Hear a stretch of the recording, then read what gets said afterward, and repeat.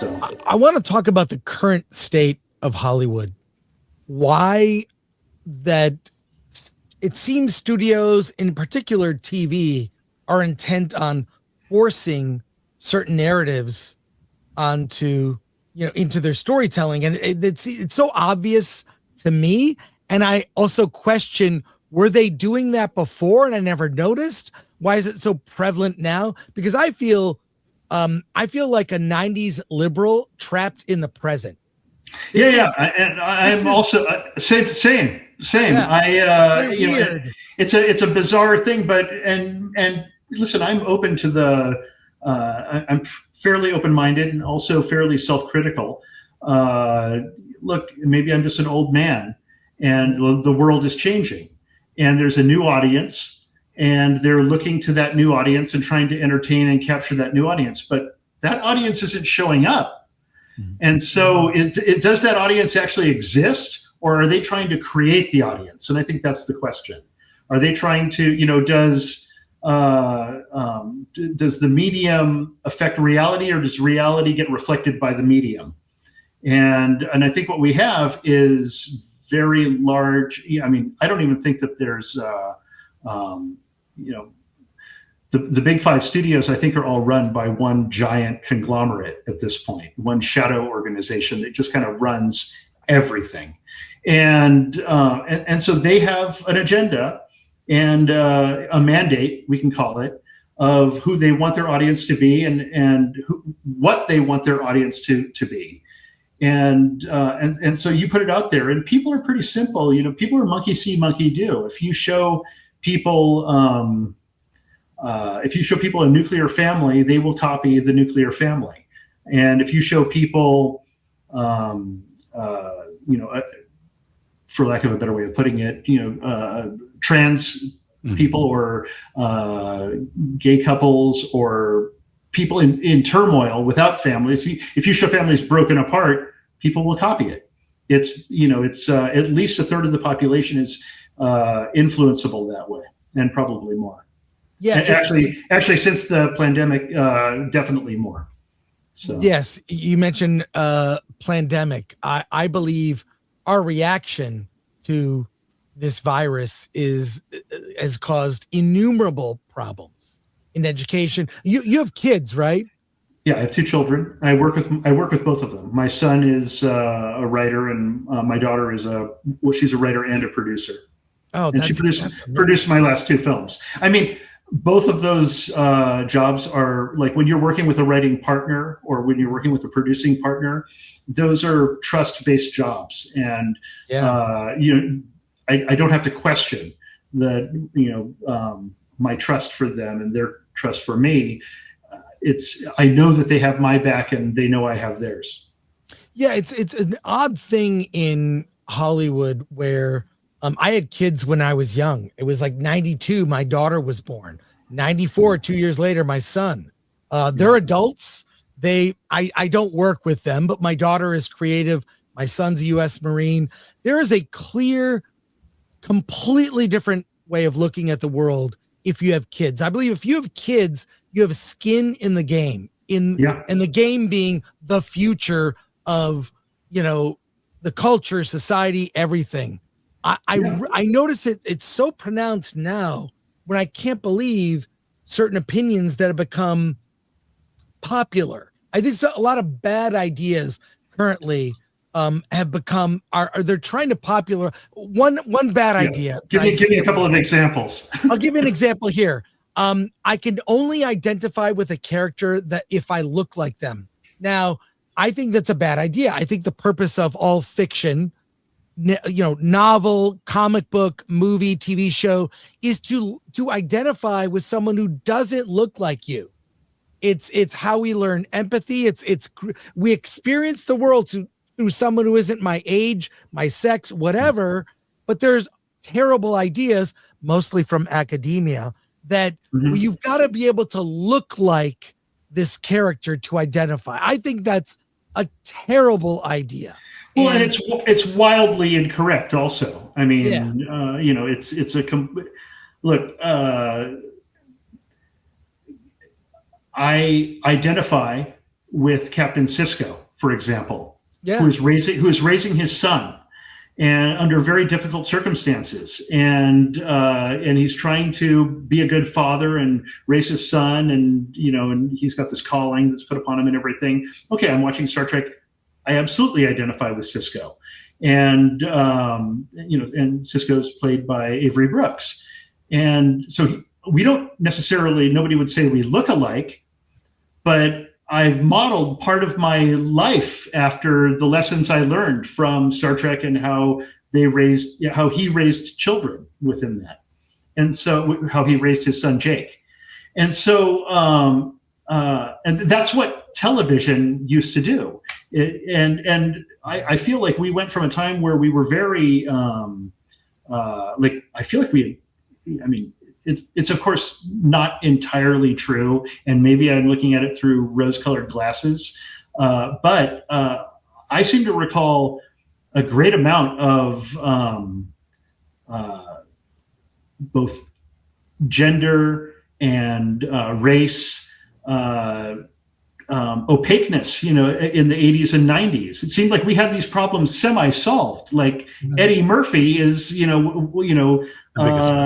the biggest star, and like everybody wants to go to that movie, and he's beloved by Beverly Hills Cop did that, and he's got scenes where he's having fun and joshing with like Valky or whatever the character's name was in that, and they're making fun of Judd. Can't remember his last name. Judge Reinhold. Judge Reinhold, and he's kind of the awkward partner cop, in it. And so they're having fun with it, but I never ever once felt insulted by those films. Mm-hmm. I only felt like there was a hero, a protagonist. I'm following him. I want him to get the bad guys. I want him to save the world or save the day. And it seems like in movies, we had it kind of figured out. We knew how to play to all audiences. And now someone along the way said, no, we can't play to all audiences. We have to narrow our focus or maybe direct our focus to a very specific audience and only play to them to the exclusion of everyone else. And that seems kind of like against what entertainment is. I mean, for me, the beauty of the theatrical exhibition experience, the movie experience in a movie theater, is that you go, and I talked about this a little bit on Joe Rogan's show. You're in a movie theater, you're sitting in the dark, you're sitting next to someone you don't even know who is completely different than you in every way. They may be a different religion, they might be a different race, they might be of a different sexual orientation. They're just a different person entirely. And yet you're sitting next to them and you're both sharing this kind of waking dream experience where you're watching your myths and traditions be told on screen. And you're having this kind of shared communal congregational experience, and it unites us. We're laughing at the screen together. We're afraid together. We're reacting in this kind of wave of energy together. And to me, that's what movies are. And, and like Quentin and I used to always go out to Compton and Torrance and go see movies there.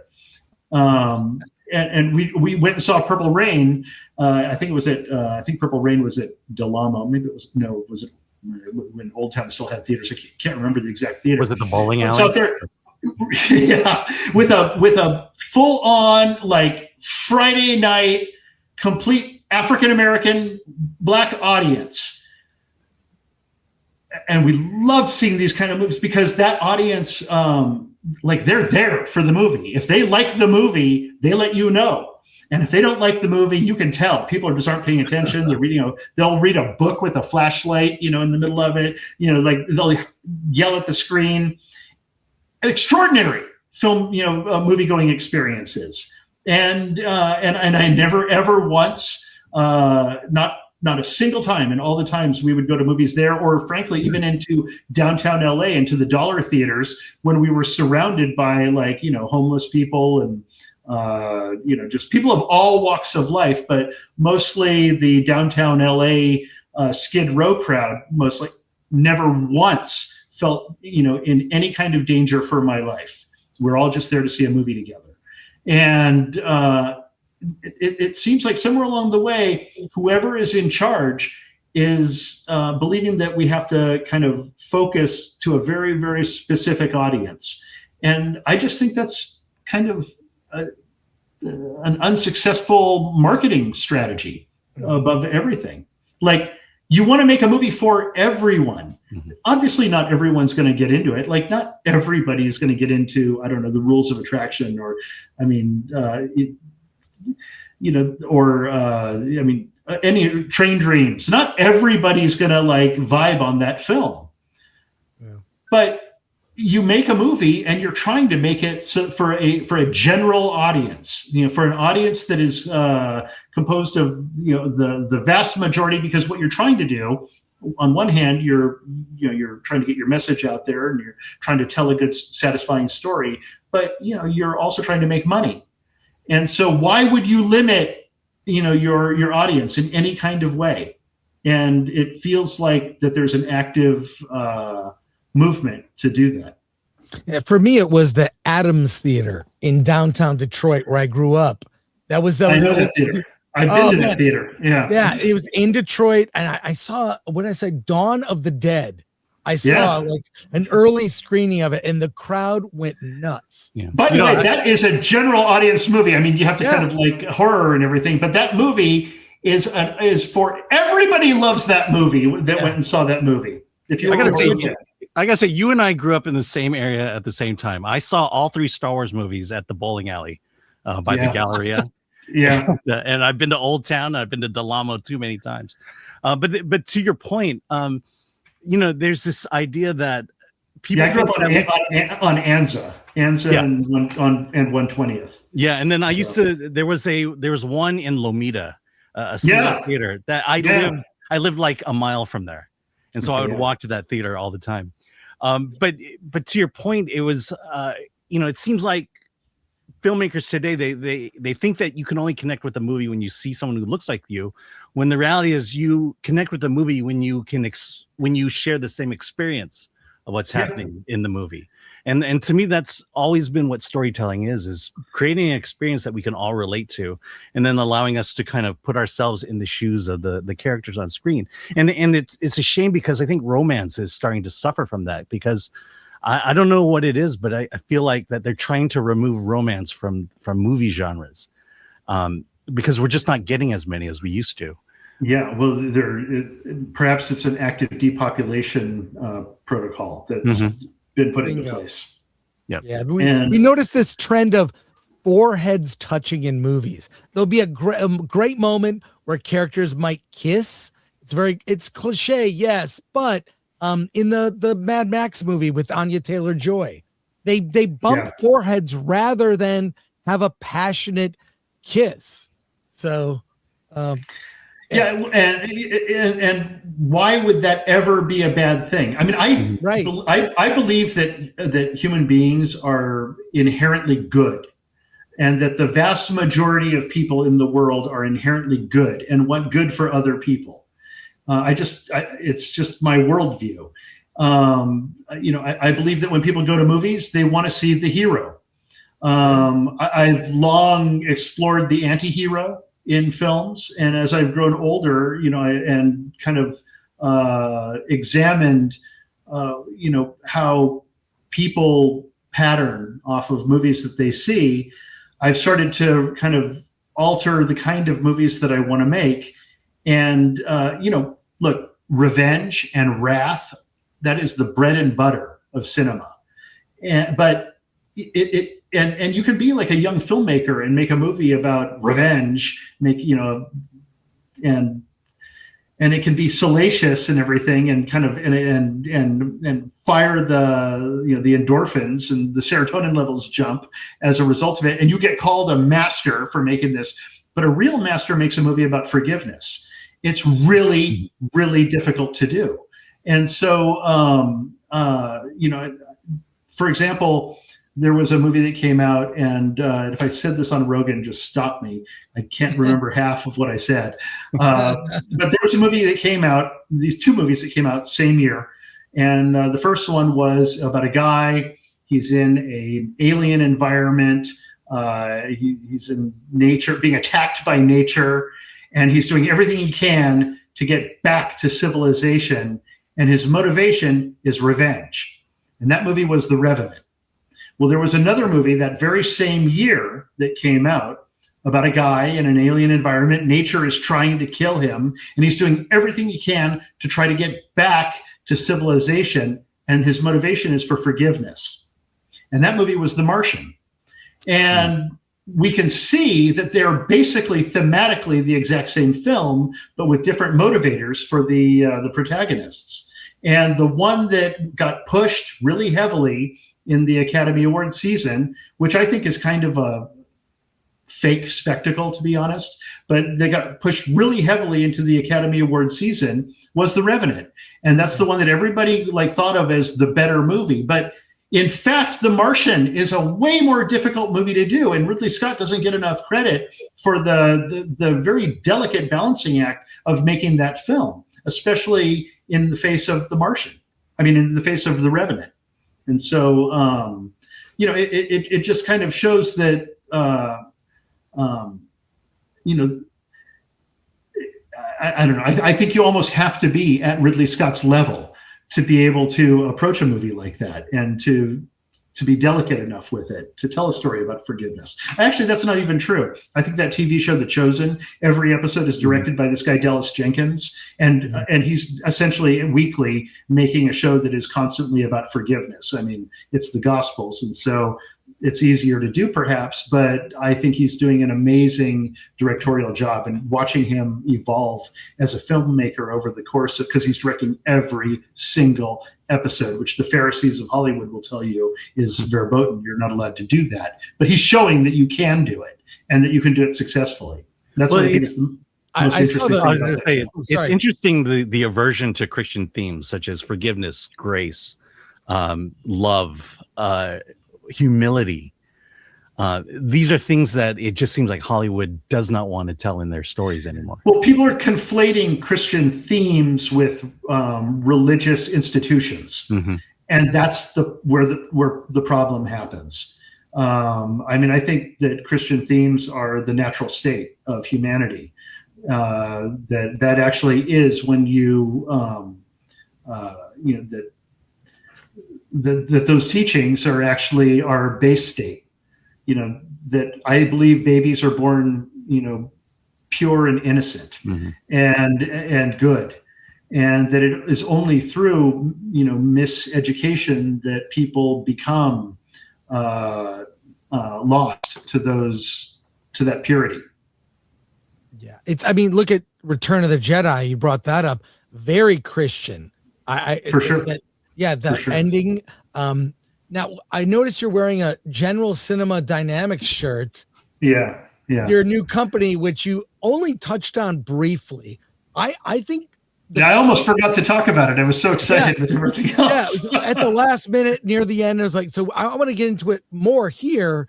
I think we're going through what people will look back on this era of filmmaking, or this era of Hollywood, of just some terrible movies. I think, whether you agree or not, I think the Star Wars sequels, I think did not deliver. I think every major franchise has been destroyed beyond recognition for some. We'll see. And the classic players have been failing at what they do best. Yeah, they should be good at these things. Why are they? I think there are many reasons. I think where the money goes, I think part of it is we have an executive class at the studios that don't even like movies, mainly coming from the tech world. They don't get what movies really are. We don't have visionary producers that stand up for certain kind. There are fewer, let's say fewer, not say they don't exist. I would actually say that they're not coming from the tech world. They're coming from the finance world.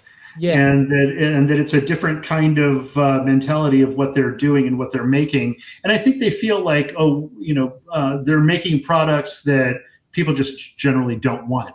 And I think we see this not just in movies. We see this, like my iPhone has progressively gotten worse over time. And actually, we talked about the downgrading to earlier. Oh, I love that. Downgrading to earlier skeuomorphic, user interfaces, which seem to work better in the past. And so, why do things get worse? And the real question is, why change something when it works?